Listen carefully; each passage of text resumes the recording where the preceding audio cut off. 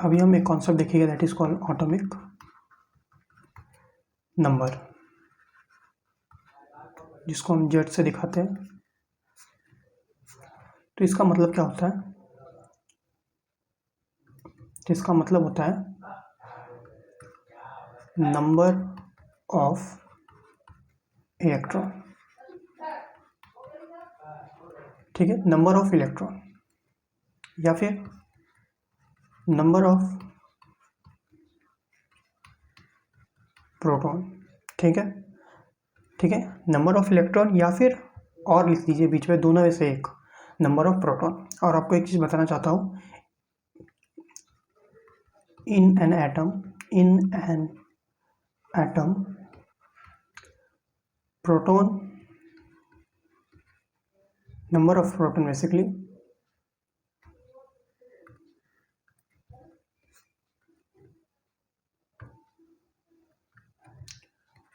Number of proton जो positively charge होता है is equal to number of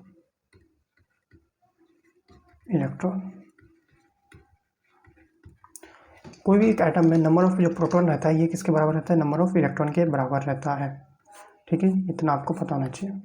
जो नंबर ऑफ प्रोटॉन और नंबर ऑफ इलेक्ट्रॉन होता है सेम होता है। अगर आपको ध्यान आपने दिया होगा इस फिगर में, तो छः क्या था, इलेक्ट्रॉन था और 6 प्रोटॉन था, ठीक है। फॉर्चुनेटली इस टाइम में क्या न्यूक्लियस भी न्यूट्रॉन भी 6 था, लेकिन ये जरूरी नहीं है, ये चेंज हो सकता है, कभी 7 हो सकता है, 8 भी हो सकता है, ठीक है। लेकिन जो प्रोटॉन और इलेक्ट्रॉन रहेगा ये हमेशा सेम रहेगा। इसका मतलब क्या कि हाइड्रोजन में एक इलेक्ट्रॉन था, मतलब प्रोटॉन कितना रहेगा? एक ही रहेगा, ठीक है। और हीलियम में कितने इलेक्ट्रॉन थे? 2 थे, यानी प्रोटॉन भी कितना रहेगा? 2 ही रहेगा। कार्बन में 6 इलेक्ट्रॉन था, यानी प्रोटॉन भी कितना रहेगा? 2 ही रहेगा। नियॉन में 10 इलेक्ट्रॉन थे, यानी प्रोटॉन भी कितना रहेगा? 10 ही रहेगा, सेम रहता है हमेशा। और सोडियम में 11 इलेक्ट्रॉन था, यानी प्रोटॉन भी कितना रहेगा? 11 रहेगा। अब सवाल आता है सेम क्यों रहता है? तो सेम इसलिए रहता है to maintain electrical neutrality,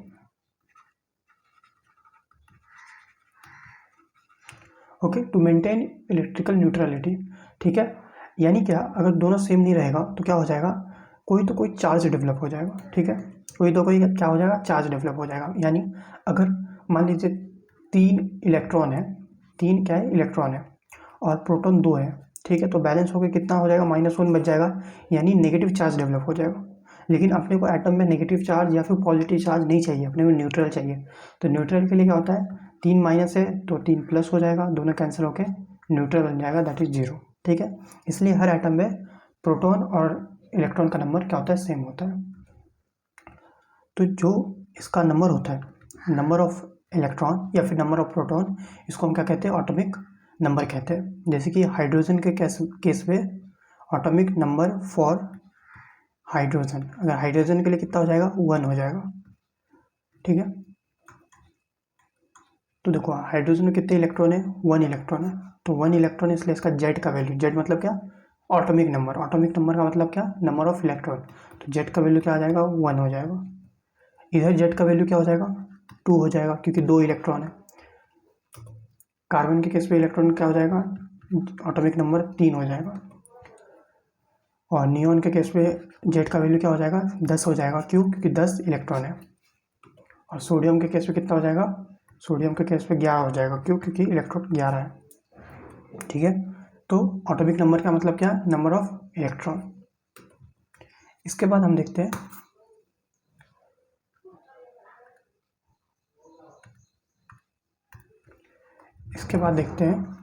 atomic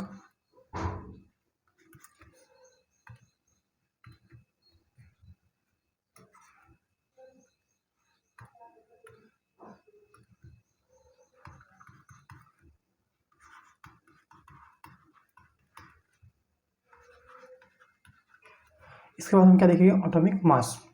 तो एटॉमिक मास क्या होता है? ये होता है नंबर ऑफ प्रोटॉन प्लस ठीक है, प्लस कर रहे हैं, बहुत इंपॉर्टेंट, नंबर ऑफ न्यूट्रॉन। जो नंबर ऑफ प्रोटॉन रहेगा इसको हम किससे प्लस करा लेंगे, नंबर ऑफ न्यूट्रॉन से, तो हमें क्या मिल जाएगा, एटॉमिक मास मिल जाएगा। ठीक है, यानी क्या, इसका मतलब ये भी आप समझ सकते हो, नंबर ऑफ सब atomic particle present in nucleus. Nucleus में कौन सब कितने सब एटॉमिक पार्ट प्रेजेंट है, इसको हम क्या कहते हैं, इसको हम कहते हैं एटॉमिक मास। ठीक है, देखो प्रोटॉन भी किस पे प्रेजेंट होता है, न्यूक्लियस पे प्रेजेंट होता है, न्यूट्रॉन भी कितने किस पे प्रेजेंट होता है, न्यूक्लियस पे प्रेजेंट होता है। इसलिए दोनों के नंबर को अगर हम प्लस करा लेंगे तो हमें क्या मिल जाएगा, एटॉमिक मास मिल जाएगा। ठीक है, तो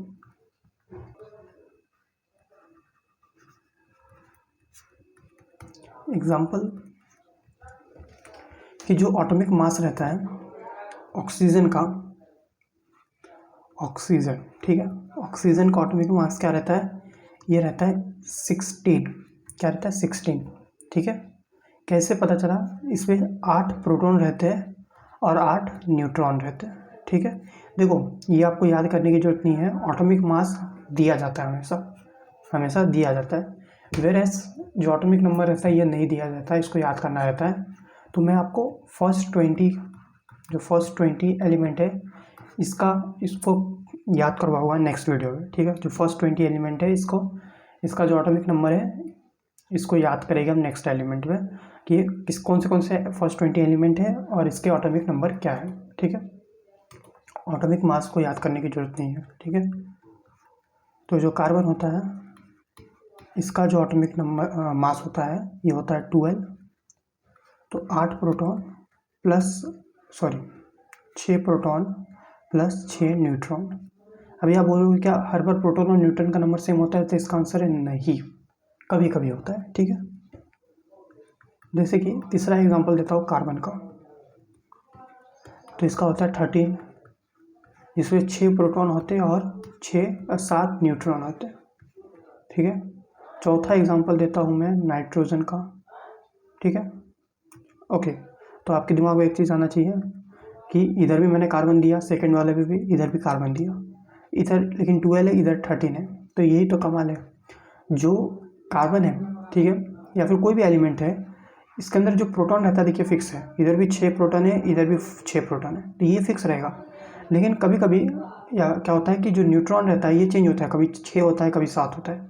यस, इसलिए क्या होता है मास चेंज होते रहता है, इसलिए याद करना पॉसिबल ही नहीं है, कभी 12 होगा, कभी 13 होगा, 14 भी हो सकता है। ठीक है, इसलिए जो प्रोटॉन का नंबर रहेगा यह हमेशा सेम रहेगा, दैट इज 6, बट जो न्यूट्रॉन का नंबर ये चेंज होता रहता है एज पर नेचर, कभी 7 है, कभी 6 है। ठीक है, तो दोनों सही है, तो और कार्बन का मास 12 भी है, 13 भी है।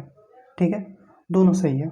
ओके, और बोले तो 14 भी है, 14 भी हो सकता है, 6 प्रोटॉन और 8 न्यूट्रॉन। ठीक है, ये भी सही है। ओके,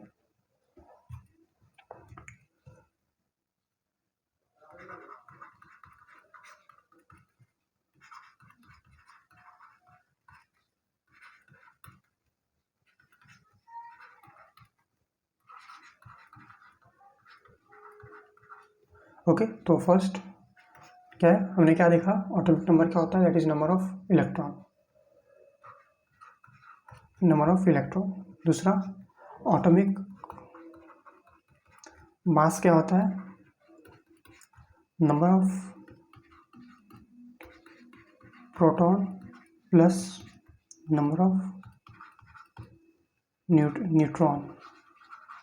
ठीक है, ये क्या रहेगा, हमेशा फिक्स रहेगा।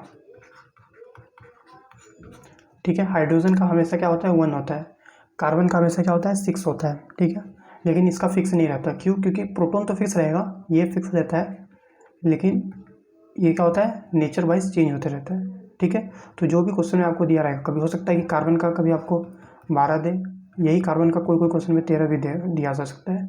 ठीक है, कोई क्वेश्चन में 14 भी दिया जा सकता है। ठीक है। वेरेस कोई कोई क्वेश्चन में नाइट्रोजन का भी 14 देते हैं, तो देखो कार्बन का भी 14, नाइट्रोजन का भी 14, ठीक है। तो ऐसा होते रहता है, किसके केस में, एटॉमिक नंबर मास के केस में, ठीक है। नंबर के केस में फिक्स है, ठीक है।